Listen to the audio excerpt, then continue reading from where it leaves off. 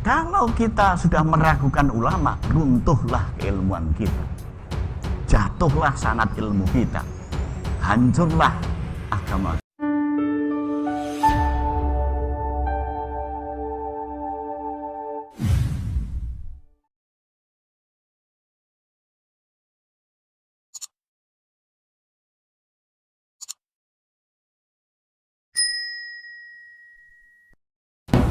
Membahas nasab habaib di Indonesia. Hubungan antara Kiai NU dan habaib sudah terbangun lama, berabad-abad, beratus-ratus tahun, bahkan ada kolaborasi, ada silah, ada ittisal antara ulama dan habaib yang tak bisa dipisahkan, yang sudah dianggap sebagai ijma', dadak akhir-akhir ini dipertentangkan. Dan dulu kelompok Khawarij itu yang mengingkari nasab Ahmad bin Isa al-Muhajir, bahwa Ahmad bin Isa tidak sambung kepada Rasulullah. Nggak ada orang yang nasabnya sambung kepada Rasulullah, kata orang Khawarij. Jadi ini yang menentang ini ya, kalau kita teliti agak bau-bau Khawarij yang berevolusi menjadi Wahabi, yang menjadi radikal. Terus kita bahas sekarang ya, kalau penelitian itu dipakai untuk mengingkari bahwa Bani Alawi bukan nasab Rasulullah, bukan keturunan Rasulullah, menurut saya terlalu kebanteran lah, terlalu kebablasan. Karena apa? Dasar ilmiah itu amrun mukhtalafun fihi. Kita tidak senang kalau pengingkaran terhadap nasab itu nanti merembet kepada meragukan kejujuran ulama. Ini yang harus digarisbawahi. Ya. Jadi para ulama dari Bani Alawi itu menjadi panutan ulama NU. Seperti Al-Faqih Al-Muqaddam, dia mengaku bahwa nasab dia sambung kepada Rasulullah. Kemudian dikuatkan oleh ulama besar yang menjadi wali kutub, namanya Abdullah bin Alawi Al-Haddad, yang punya Rotib Al-Haddad. Dia punya guru Umar bin Abdurrahman bin Nagil Al-Attas, punya Rotib Al-Attas. Dua-duanya mengakui bahwa kami adalah keturunan Rasulullah. Nah, pengakuan itu dibenarkan oleh ulama al-faqih al-muhaddis, ahli faqih ahli hadis Ibnu Hajar al-Haytami, kitab Tuhfah yang menjadi rujukan kaum Syafi'i.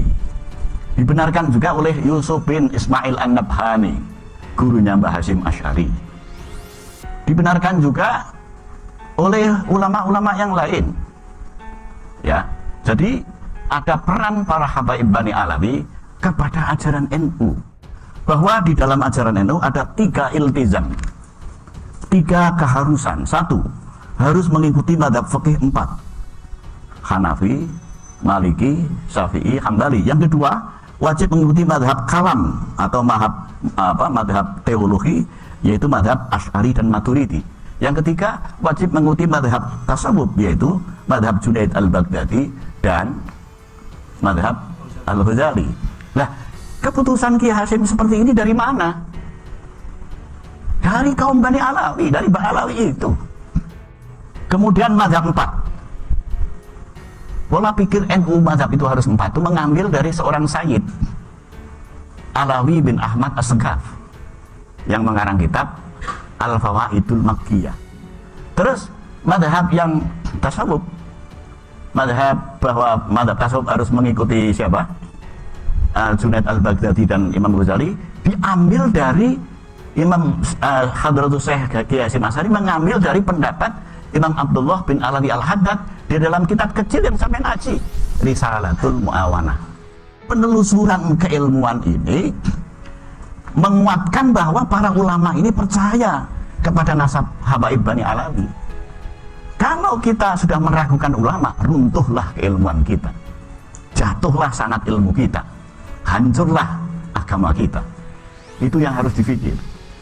Gara-gara penelitian seperti itu nggak bisa. Kalau mereka ini kita ragukan, sama dengan kita meragukan ideologi kita sendiri. Ini bahayanya. Ini namanya fahada khatarun azimun. Ini bahaya besar gitu. Kiai Hasyim Asy'ari di dalam kitab Ziyadah Ta'liqat, jadi NU itu didirikan dulu, dikritik oleh kiai di Pasuruan namanya Abdullah bin Yasin al-Pasuruani. Kemudian kritik al-Pasuruani dibalas kritik oleh Kiai Hasyim, judulnya Ziyadah Ta'liqat, bahwa Anda mengutip syair itu Anda mencuri dari syair karangan Al-Imam Al-Habib Abdullah bin Alawi Al-Haddad. Ki Hasyim teko nulis ngono kuwi. Berarti Ki Hasyim ngakoni kalau Abdullah bin Al-Haddad itu Habib Bani Alawi sambung pada Rasulullah, karena disebutkan Al-Habib, disebutkan Al-Haddad. Kemudian di dalam Qanun Asasi Ki Hasyim mengakui qala As-Sayyid Ahmad bin Abdillah As-Segaf. Ada As-Sayyid, ada As-Segaf. Berarti ada ulama yang dulu ketua Rabithah Alawiyah namanya Ahmad bin Abdillah As-Segaf, diakui oleh Ki Hasyim. Di dalam kitab Risalatu Ahli Sunnah wal Jamaah, ya, Ki Hasyim sering mengatakan qala As-Sayyid Muhammad fi Syarhil Ihya'i. Siapa yang dimaksud Sayyid Muhammad fi Syarhil Ihya? Sayyid Muhammad Murtadha Az-Zabidi yang mengarang kitab Ithafus Sada Al-Muttaqin. Jadi Ki Hasyim itu mengakui. Kalau Ki Hasyim mengakui, masa kita enggak? Masa kita ragu-ragu? Jadi wa yahrumu at-tashkiku fil ulama'i. Tidak boleh menciptakan keraguan terhadap ulama. Ya, bahaya ini. Bisa meruntuhkan ideologi, bisa meruntuhkan akidah.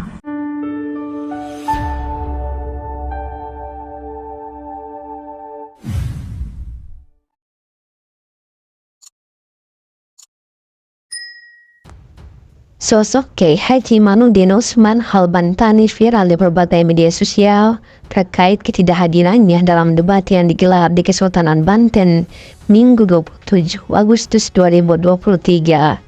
Sebelumnya, Imanuddin menantang siapapun untuk berdebat 3 hari 3 malam persoalan terputusnya nasab Ba'alawi dengan Rasulullah. Imanuddin Utsman, pengasuh pesantren Nahdlatul Ulum, menantang kesahihan nasab keluarga Alawi bin Ubaidillah sebagai penerus genetika Rasulullah SAW. Di berbagai video yang beredar, dia juga sering mempersoalkan nasab yang menyinggung orang-orang yang mengaku keturunan Rasulullah SAW. Tesis Imad mendekonstruksi status Ubaidillah sebagai putra Ahmad Al-Muhajir bin Ahmad bin Isa bin Muhammad bin Ali bin Ja'far Ash-Shadiq. Otomatis hubungan darah antara Alawi dan Ahmad Al-Muhajir diragukan. Menurut Imad, Ubaidillah belum terbukti sebagai putra Ahmad Al-Muhajir. Namun, banyak yang berbeda pandangan dengan Imad. Imad dianggap hanya memilih dalil-dalil yang sesuai dengan pikiran dan keyakinannya. Kesultanan Banten pun kemudian memfasilitasi debat antara pihak-pihak yang berseberangan pendapat. Namun, jelang debat, Imanuddin hanya mengirimkan surat pemberitahuan yang berisi dirinya mengutus beberapa orang dalam debat tersebut. Kubu yang diwakili Habib Hanif Alatas, Abuya Qurtubi dan Gus Wafi pun kecewa atas ketidakhadiran Imanuddin. Di sisi lain, hadir pula sejumlah ulama, salah satunya Kiai Dosholni yang berada di kubu berseberangan dengan Imanuddin.